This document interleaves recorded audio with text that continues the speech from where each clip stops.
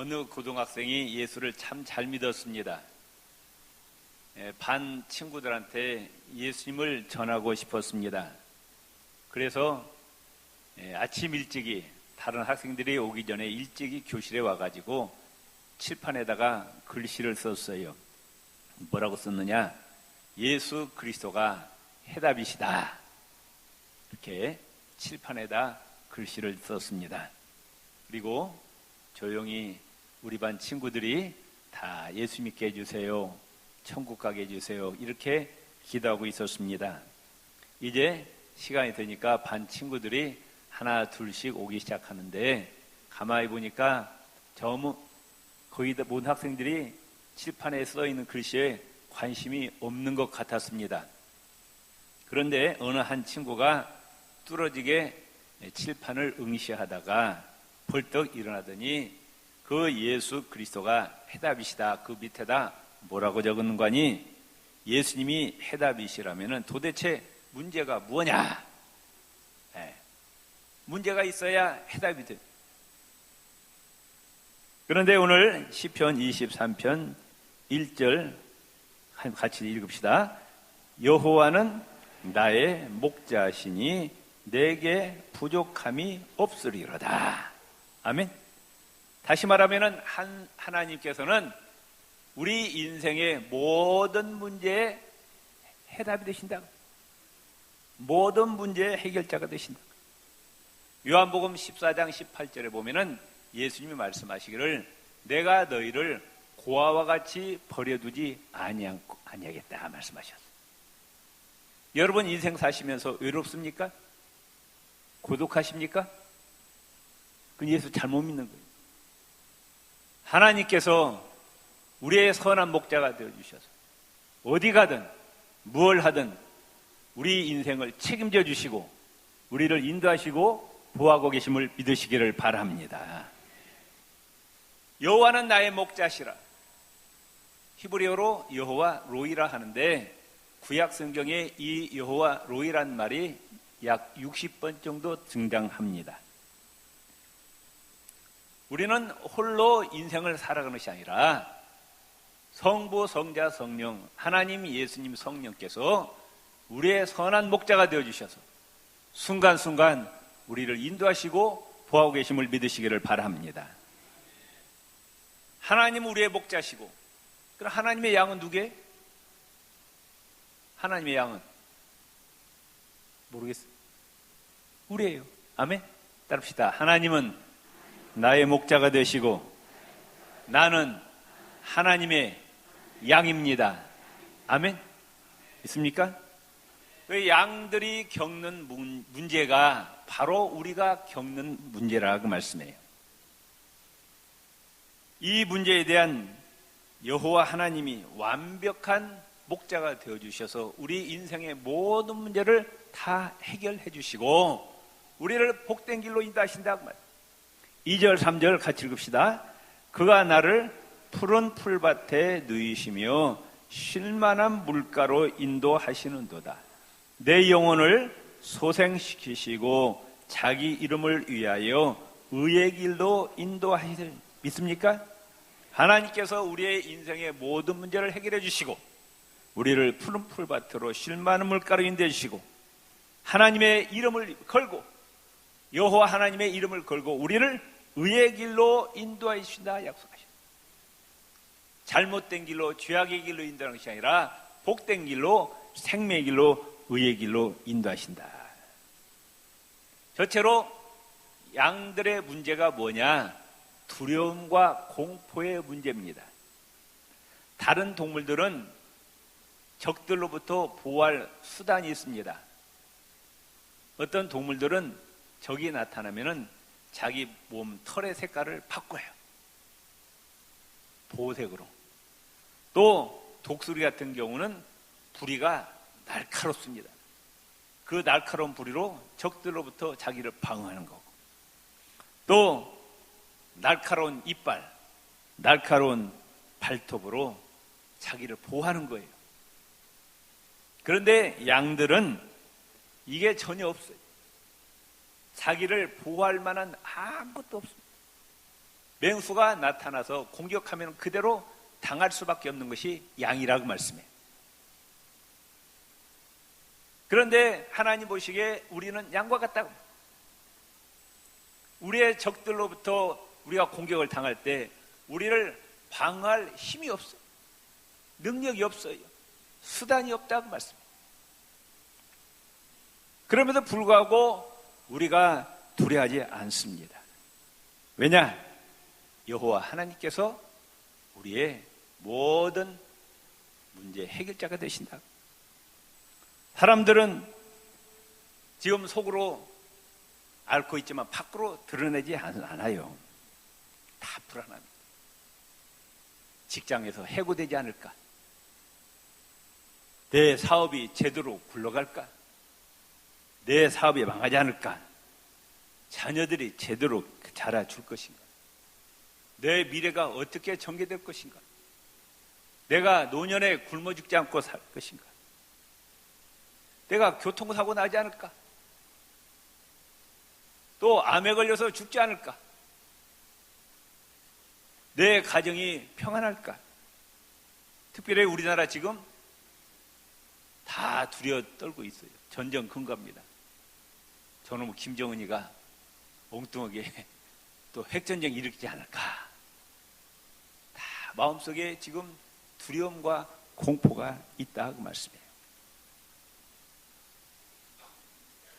그래서 현대에 와서 발달된 산업 가운데 하나가 뭐냐?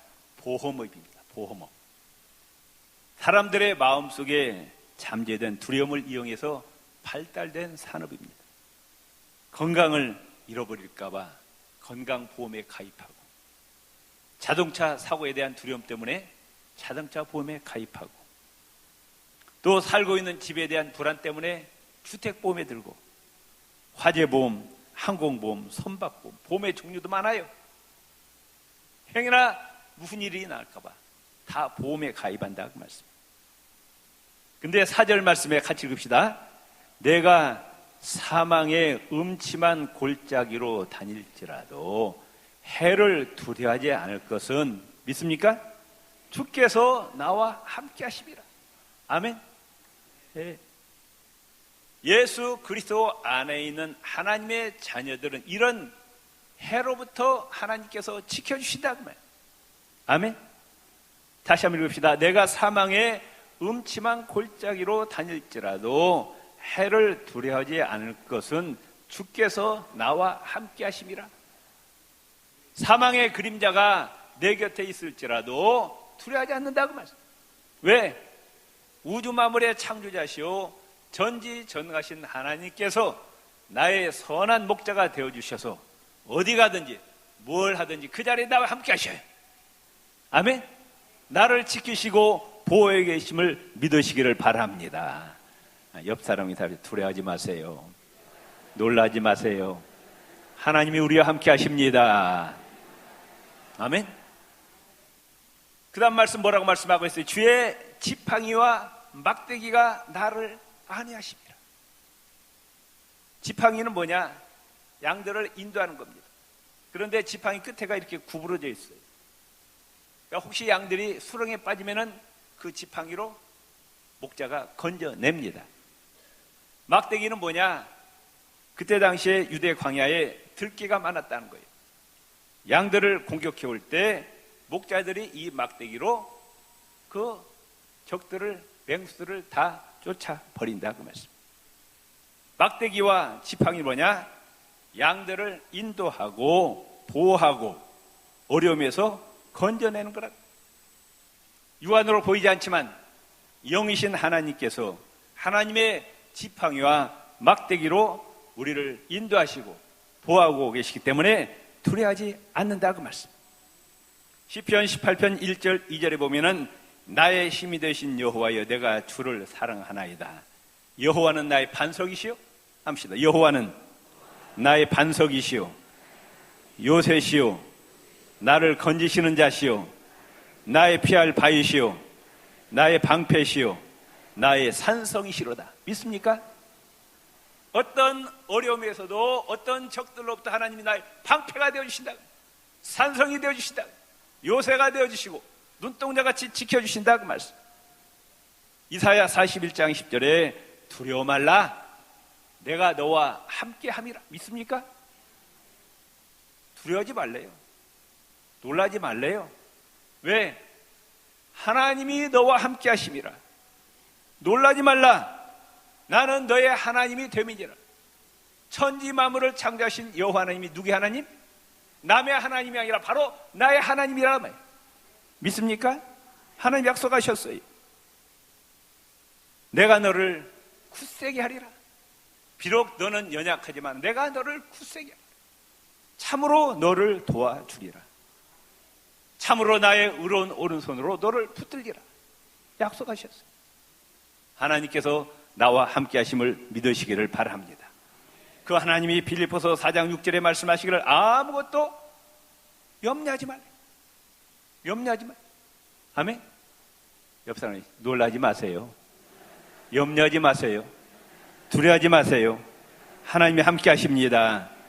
아멘. 시편 18편 6절에 내가 환난 중에 여호와께 아뢰며 나의 하나님께 부르짖었더니 그가 그의 성전에서 내 소리를 들으십니다. 시편 50편 15절에 환난 날에 나를 부르라. 내가 너를 건지리라 말입니다. 어려움과 환난 가운데서 하나님께 부르짖어 기도하러 가면 하나님이 그 환난과 어려움에서 건져 주시겠다고 약속을 하셨습니다. 여호와 하나님은 우리 인생의 해답이 되시는데 무슨 문제에 대한 해답이시냐? 두려움, 공포, 절망, 낙심에 대한 해답이 되시고 모든 문제를 해결해 주시고 우리에게 평강을 주심을 믿으시기를 바랍니다. 두 번째로 양의 문제가 뭐냐? 더럽혀지는 문제입니다.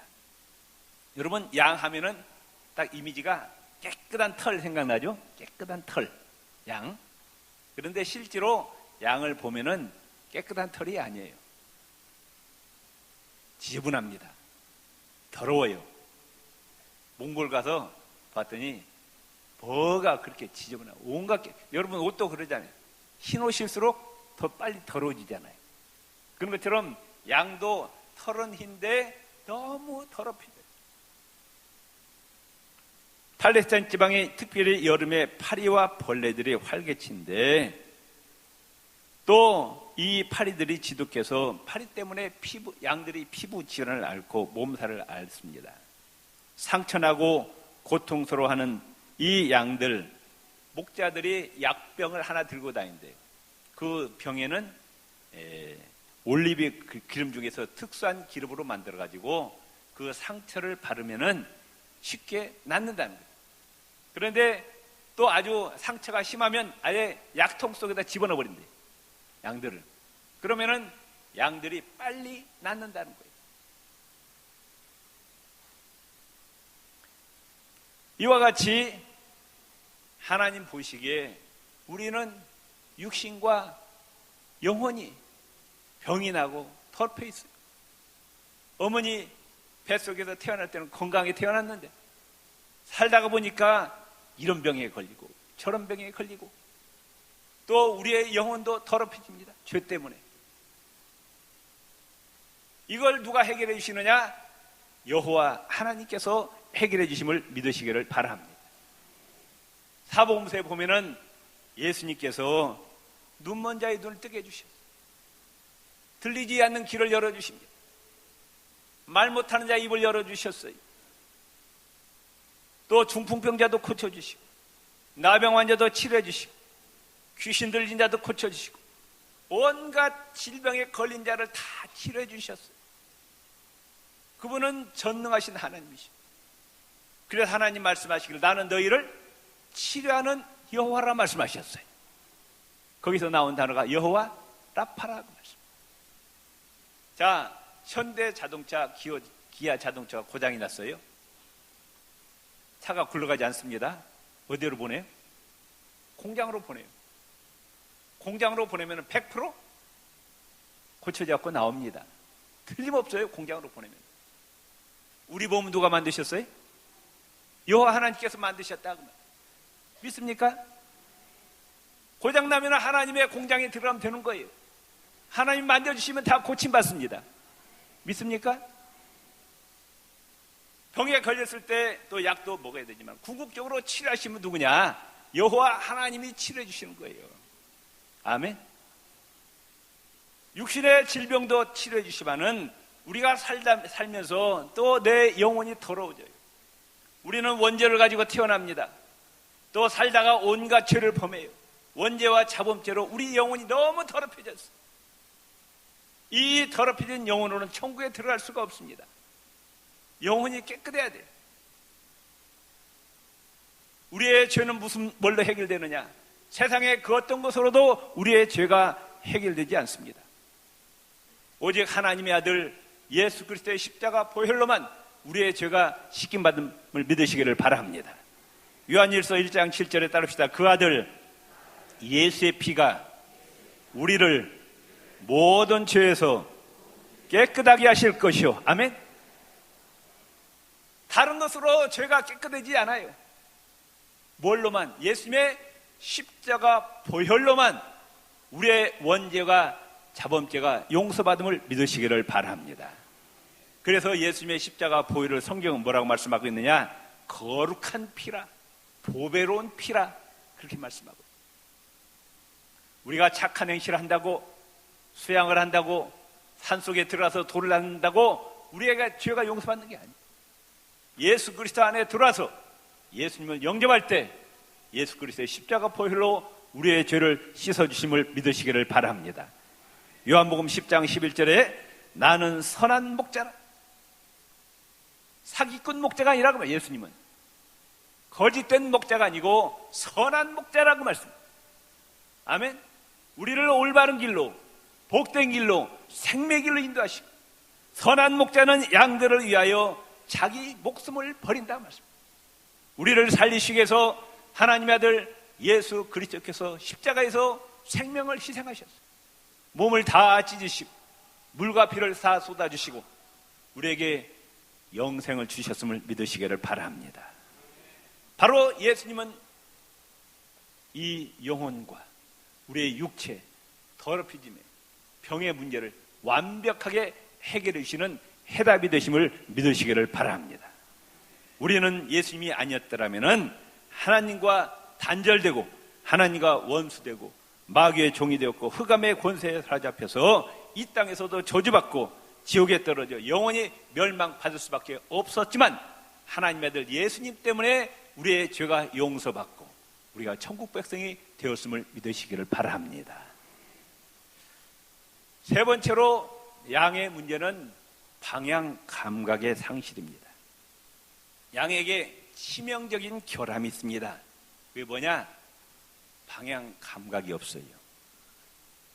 동서남북을 구분할 줄 모르고. 여러분 집에 키우는 개들은 어디를 갖다 놔도 찾아와요, 안 찾아와요? 찾아와요. 옛날에 어느 뉴스 보니까 부산에서부터 서울까지 개가 자기 집을 찾아왔더라고. 참 놀라운 일이에요. 어떻게 부산에서 자기 집을 찾아오냐고 말씀드려요. 그런데 양들은 절대로 자기 힘으로는 자기 집을 찾아가요? 못 찾아가요? 못 찾아가요. 목자가 인도해 줘야 자기 집을 찾아갑니다. 그런데 성경은 우리를 향해서 꼭 양과 같다, 좋은 의미가 아니에요. 양같이 너희가 순하다는 얘기가 아니고 하나님 보시기에 우리는 양처럼 멍청하다 그 말씀이에요. 좀 기분 나쁘지만 양과 같이 어리석다, 방향 감각이 없다는 거예요. 오늘 21세기 최첨단의 과학 문명에 살고 있지만은 인간들은 방향 감각이 없어. 내가 어디에서 왔고 내가 지금 어디로 가고 내가 지금 이 땅에 사는 목적이 무엇인지 알아요, 몰라요? 몰라요. 우리 빼놓고. 예수 안 믿는 사람들 자기가 어디에서 왔는지 알아요, 몰라요? 모르는 거예요. 우연히 태어난 존재로 생각해. 왜 이 땅에 살아야 되는지 몰라요. 성경은 말씀합니다. 이 백성은 내가 나를 위하여 지었나니 나의 찬송을 부르게 하려 합니다. 우리는 하나님의 영광을 위해서 이 땅에 삽니다. 믿습니까? 또 어디로 가요? 하나님 앞으로 가는 거예요. 옆 사람과 합시다. 우리는 여호와 하나님께로부터 왔다가, 안 따르시면 왜 안 따라요? 뭐가 못마땅한 것인가 본데? 다시 옆 사람 손을 잡고, 우리는 여호와 하나님께로부터 왔다가 하나님의 영광을 위해서 살다가 하나님께로 돌아갈 존재입니다. 아멘. 어떤 한국 회사 그 직원이 미국 뉴욕에 출장 갔어요. 공항에 내리자마자 택시를 잡아 탑니다. 택시 기사 보고 영어로 빨리 가자. 그 정신없이 갑니다. 그런데 이 회사원이 가만히 보니까 자기가 원하는 방향으로 가고 있잖아요. 그래서 기사에게 정중하게 묻습니다. 기사님, 지금 어디로 가고 계십니까? 정중하게 물으니까 기사가 대답하기를, 손님이 저에게 빨리 가자고 하셨지 어디로 가자고 하신 적은 없습니다. 한국 사람 빨리 뭐든 빨리 무조건 빨리. 근데 지금 어디로 가는지 몰라요. 자기가 어디로 가는지 몰라요. 고대 로마의 한 대학의 정문에 이런 간판이 달려 있었다고 합니다. 그리고 그 다음에는 무엇이, 영어로 하면 after that, what, 이런 글씨가 대학 정문에 있었대요. 거기는 이런 유래가 있었답니다. 한 가난한 로마 법과 대학생이 학비가 없어가지고 그 당시 유명한 자선사업가 할머니한테 찾아갔어요. 할머니, 저에게 장학금 주십시오. 열심히 공부하겠습니다. 그러면 당신 열심히 공부해서 뭐가 되려고? 변호사가 되겠습니다. 억울한 사람을 변호하겠습니다. 그 다음에는 뭐 할래요? 돈 많이 벌어서 이제 가는 사람도 돕고 결혼도 하고 자녀들도 낳겠습니다. 그 다음에는 뭐 하겠습니까? 그 다음에는 자녀들을 훌륭하게 키워서 로마의 위대한 시민으로 만들겠습니다. 그리고 그 다음에 뭐 하겠습니까? 사실은 제가 꿈이 하나 있는데요. 돈 많이 벌어서 늙으면 대학 하나를 세우려고 합니다. 훌륭한 인재를 키우고 싶습니다. 할머니가 다시 묻습니다. 그 다음에는요? 그 다음 뭐예요? 에? 수고해야지. 할머니가 다시 묻습니다. 그 다음에는요? 죽은 다음에는요? 이 학생이 그 다음이라뇨? 죽으면 끝이 아닙니까? 그러자 할머니가 이 학생에게 호통칩니다. 나는 인생이 궁극적으로 어디로 가는지도 모르는 학생에게 투자하고 싶지 않습니다. 그 문제를 해결한 다음에 다시 오시오. 이 젊은이가 할머니에게 다시 매달립니다. 그러면 그 문제를 해결하기 위해서 제가 어디서 도움을 받아야 되겠습니까? 서점에 가면은 많은 책 가운데 성경책이라는 것이 있습니다. 그 성경책을 읽어보세요. 그리고 크리스찬이라는 사람들을 만나보시기 바랍니다. 거기서 해답을 얻고세요. 결국 이 학생은 크리스찬들을 만나고 예수 그리스도의 복음을 전해 듣고 예수님을 믿고 새 사람이 되었고, 그 사람이 성공해서 대학을 세웠을 때 자기가 세운 대학에다 정문에다가, 그리고 그 다음에는 무엇이, 이런 간판을 걸었다는 이야기입니다. 많은 사람들이 인생에 화려한 계획을 세웁니다. 내가 30대 뭐하고 40대 뭐하고 50대 60대 뭐하고 찬란한 계획을 세워요. 근데 제일 중요한 계획을 안 세워요. 뭐에 대한 계획? 뭐에 대한 계획? 재수 없다는 거예요. 죽음만 생각하면은. 그래서 병원에 가서 4층 있어요, 없어요? 에? 1층, 2층, 3층, 그 다음 뭐라고 적혀있어요? F자가 F, 4자는 기분 나쁘다는 거예요. 재수 없다는 거예요. 아예 어디 가니까 아파트도 4층은 없더라고. 1층, 2층, 3층, 그 다음 5층 올라가더라고. 그러나 아무리 기분 나쁘고 인간이 한번 죽는 것은 필연적인 사실이에요. 그래 안 그래요? 벌써 죽음 얘기 나고 싫다고 하잖아요. 대답을 안 하잖아. 대통령도 죽어야 안 죽어요? 죽어요. 재벌 죽어요. 박사학위 10개 가져도 죽어요. 천하장사도 죽습니다.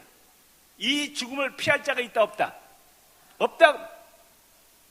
그런데 죽음으로 인생이 끝나는 것이 아니라 히브리서 9장 27절 사람이 한 번 죽는 것은 운명적으로 정해진 것이요 그 후에는 하나님의 심판이 있느니라. 아멘. 하나님이 그렇게 말씀하셨어요.